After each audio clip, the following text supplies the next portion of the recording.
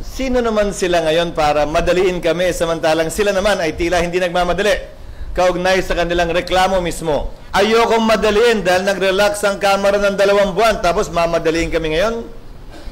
Pangatlo, bakit iba ang pagtrato ko sa kaso ni VP Sara sa pagtrato ng Senado noon sa mga naunang impeachment na nung may recess ang Senado, nag-recess ang Senado.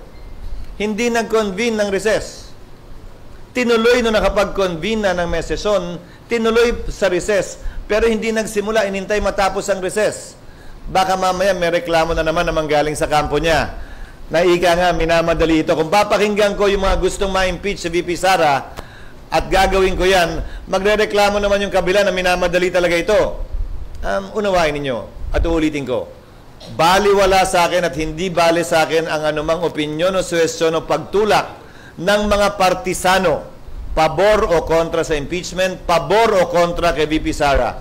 Gagawin namin kung anong tingin naming tama at dapat na ayon sa batas at sa konstitusyon nang hindi nagpapa-apekto sa kanila.